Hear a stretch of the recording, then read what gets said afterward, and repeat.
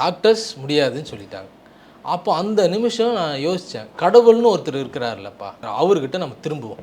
இது வரைக்கும் நம்ம குடித்தோம், எல்லாம் பண்ணோம். இனி நம்ம வாழுவோமோ வாழ மாட்டோமான்னு தெரியாது. நான் அந்த ராத்திரி நேரத்தில் பிரதர் உண்மையான மனம் திரும்புதல் எல்லாத்தையுமே யோசித்து பார்த்து, குடித்தது தவறு, நான் பண்ணது.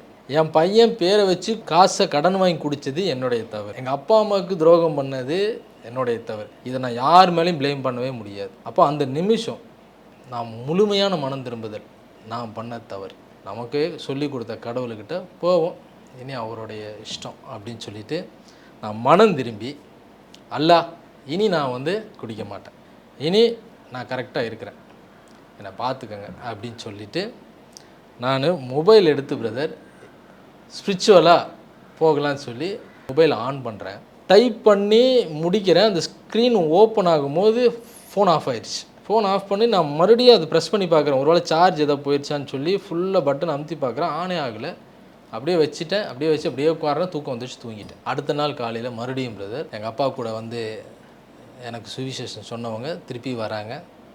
ஏசப்பா உன்னை நேசிக்கிறார், நாங்கள் ஜெபம் பண்ணுறோம். அவர் அந்த கீழநல்லிலாம் கோவிந்தராஜ் சொன்னா இல்லைங்களா, அவர் அந்த கீழநல்லிலாம் மஞ்சக்காமாலைக்கு அதெல்லாம் எடுத்துகிட்டு கொடுத்து என்னை பார்த்துக்கிட்டு இயேசுவை பற்றியே தான் சொல்லுவாங்க. அவர் உன்னை நேசிக்கிறார், நீ அவரை பிடிச்சிக்கோ, பைபிளை படி, ஒரு சாட்சியை சொல்லுவாங்க.